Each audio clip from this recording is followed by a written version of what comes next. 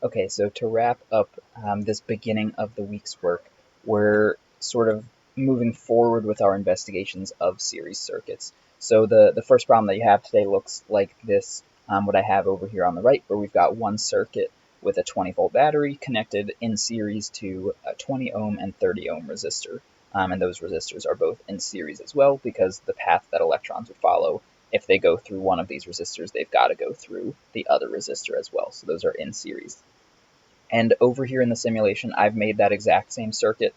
So I put a battery in here, I grabbed that from the left side of our simulation, and then I put both of these resistors in here as well. I just dragged those over. I did have to modify and adjust both of those settings for the voltage of the battery as well as the resistances for these two resistors in series. And again, the way that you do that is you would just click on the battery, and now I can change this to whatever I want to. And so as you get close, with this slider, it's hard to get it exact, but then you can adjust in 0.5 volt increments. So I'm at 18.5 right now. I'm just going to click this a couple times until I get to exactly that 20 volt battery that this diagram shows. And then same thing with these resistors. If you click on those, the yellow box will pop up around it. And now we can use this sort of slider to get that exactly to the resistance that we want.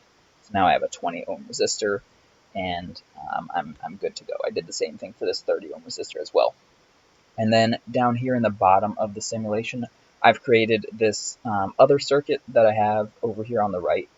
So it's still a 20 volt battery, so I need to adjust this from the default 9 volt battery. Let's get that up to 20. There, we're good to go on the battery. And then this resistor, according to this diagram, is supposed to be 50 ohms, so let me adjust this resistance as well. Okay, and now the question is, how will the currents in these two circuits compare to each other? So we've got a 20 ohm and 30 ohm resistor in series versus just a 50 ohms resistor. And we would measure the current for each of those. I won't do that here, but I do ask you to write those currents directly on here, preferably in a way that shows me which current that you're writing goes to which circuit. So if you're writing the current for the circuit on the left, write your current somewhere over here on the left. Make sure you include the correct units. And then if you're writing the current for this circuit over here on the right, make sure you write your current somewhere over here on the right so that I can see that you've measured it for both, and that way it's just as clear as possible to me so I don't make a mistake when I'm looking over your work.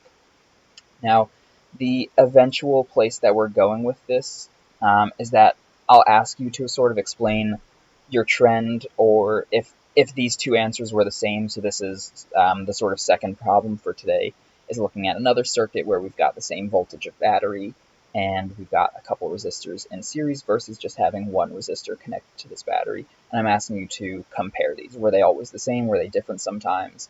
Were they different all the time? And then maybe explain why you think that might be. And then the last question for today and for this beginning part of the week is to try to draw an equivalent circuit, or a circuit with an equivalent resistance and the same voltage battery. You'll notice that here I drew these resistors not all like right next to each other, but these would still be considered in series because electrons, if they go through this resistor, they have to go through this resistor and this resistor as well.